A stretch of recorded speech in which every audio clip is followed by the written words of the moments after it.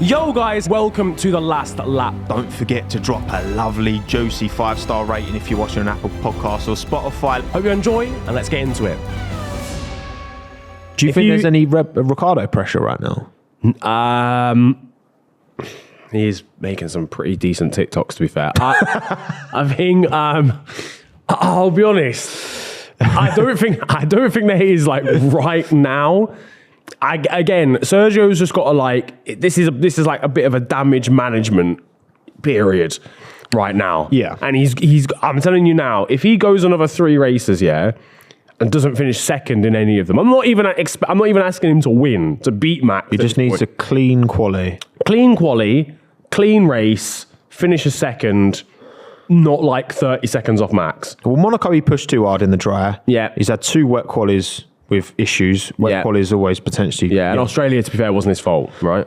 Yeah, he had an issue with the car. So, yeah, that's the thing. I guess it's a way up, isn't it, for Red Bull? Because I don't think, unfortunately, you look at the car, you look at what Max is doing with it, Checo should be second every race, really. He should be on the podium every race, really. That is it's harsh, but that is like a bare minimum. That should be the bare minimum. So when he's not, you're going to get, and again, where you've got Ricciardo, with all the, yes, Checo's got huge support. He brings in a lot of commercial stuff, which helps as well. That always helps a driver. Daniel Ricciardo is the most popular driver in the States, as far as I've heard. And he's always on Jimmy Kimmel and all that, right? And he's been doing he's doing his own watch long. He's doing his own TV stuff on Shantae and all that. The product of bringing Ricciardo back for Red Bull. Yeah. From a market, again, this is the point of Red Bull being an F1 is marketing. Yeah, facts. So the pull of putting Ricciardo in that second seat alongside Max Verstappen, it still makes sense. Would you do it at the end of the season if this sort of Sergio Perez continues? If it stays like this, yeah, I could see it happening. I could definitely see it happening. 100%, I could see it happening. But would you do it if you're Helmut Marko? I think or Christian Horner or whoever. If obviously they've got their new board at the top of Red Bull now. If I've got my Red Bull cap on, right? From other energy drinks are available as well, by the way. They are, of course. Yeah. I probably would put Ricciardo in, because it just brings more eyeballs. Yeah, Daniel Ricciardo brings more eyeballs. Yes, obviously in South America, Checo brings so many eyeballs, but globally, Daniel Ricciardo's got lots of fans in South America as well. I just think that pull of Ricciardo. And all the stuff he's doing now, he's doing this, this watch along. He's doing all these, I think he's getting involved with that kids broadcast that they're doing as well. The junior broadcast. I think he's involved in that stuff. Yeah, to then put him in the seat as well, at the end of this year, start next year. Yeah, I could see it happening.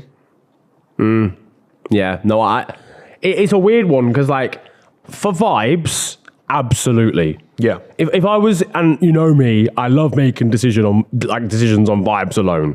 Yeah. That's what I do. I in that situation. Good way to live your life, man. I think that's actually slight tangent.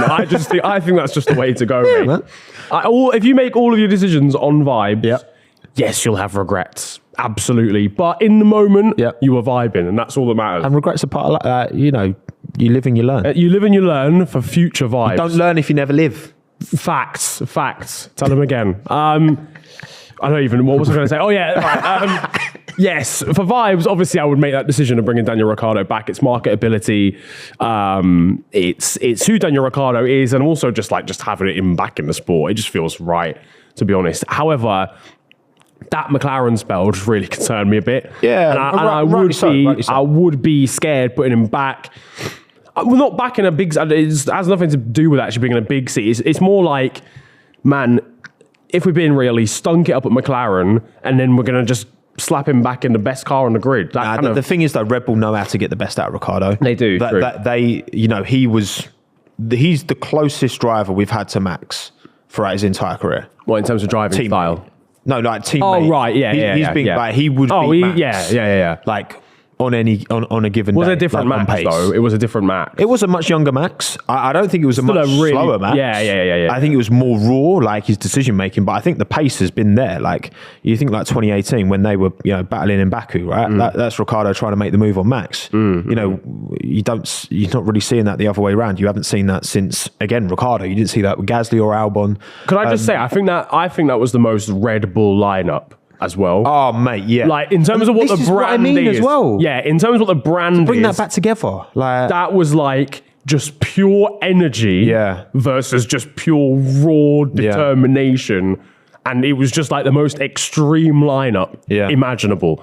Like two of the biggest, like, not characters per se, but characters in like a TV show sense. Yeah. Together in a team. It's important to Red Bull to, when they first came into F1, they were the ones blaring the music and like, bring their energy station to Monaco and like kind of shaking it up a bit. And I think, like those two characters, and Max is so entrenched in that brand now. He's so part of Red Bull. And that was I loved Renault Ricciardo. I think Renault Ricciardo was probably my personal favourite. I thought, 2020 Ricciardo, I missed them days so much, man. He was such a joy to watch. Yeah. And he was so happy. But like, bringing that back, I could see it, but I guess another thing I wanted to bring up, on the back of an Alex Albon, absolute worldie, P7. Yeah. Do you think there's any regrets at Red Bull letting Alex go now? Because obviously since he had that year off, he's now at Williams, did an equal job, I'd say, relative to Latifi as George did. Obviously new generation of cars, so hard to say maybe Latifi struggled more. And now, he's been very good this year. He's had his moments, he's had his poor moments, he's had, I think, consistently looking at that Williams, obviously upgrades for this race, P7, one stop, made it work, has done that before. The team knows they have to kind of throw caution to the wind to get these results, but Alex is doing really well and he's in a confident place, and obviously I'm chuffed to see that because 2020 was such a difficult season for him to bounce back from that as well. I think character building there for sure.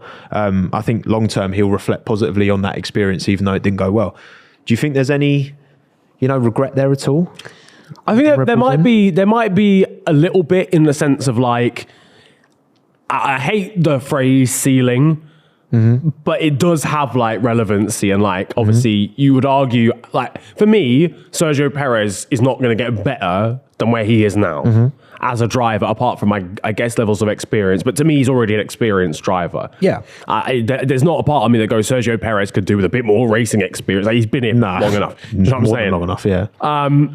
Whereas I think Alex Albon will continue to get better for like the next 3 or 4 years, potentially. I know he's not as young as other 27, drivers. I think, now? Yeah, because he was quite late into like GP3 and stuff, a couple of years older than like George, Lando and George, stuff like that. I mean, because they were the young guys in there.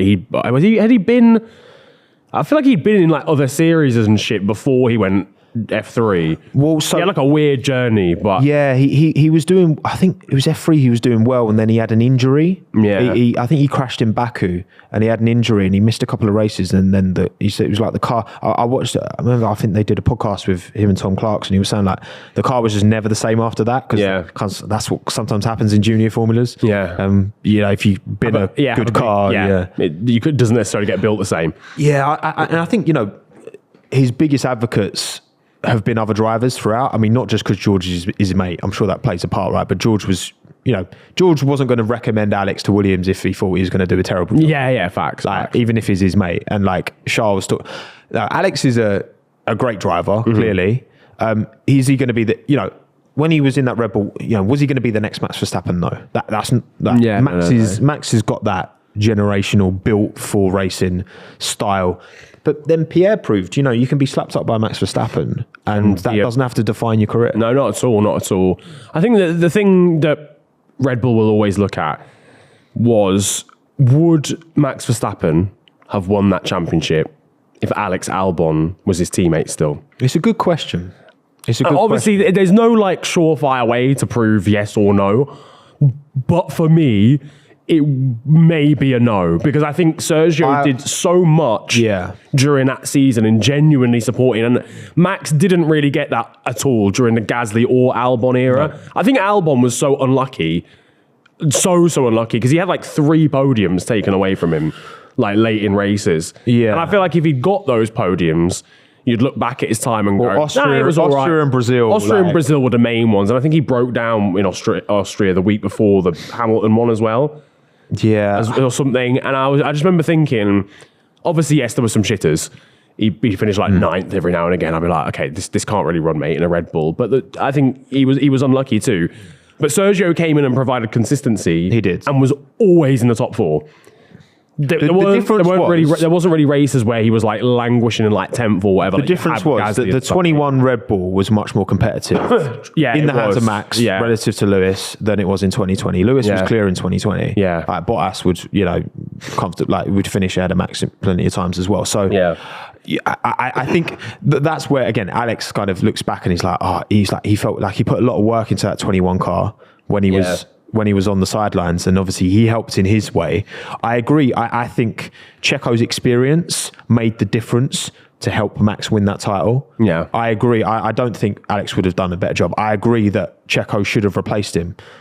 But in terms of the pace, and when you look at the actual pace differential, there wasn't a massive one. I don't know. I think that, Red Bull have had a lot of drivers come through their system and leave and go on to do different things, where it's like Jean-Luc Verne in Formula E or Sebastian Bourdais in IndyCar now, whatever. Like, there's been so many countless. Brendan Hartley doing WEC, he almost won with Toyota this year.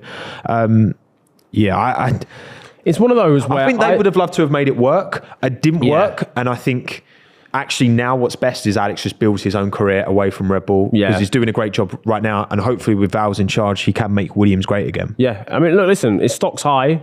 He's got a dedicated head chairperson of the Alex Albon chairperson committee society.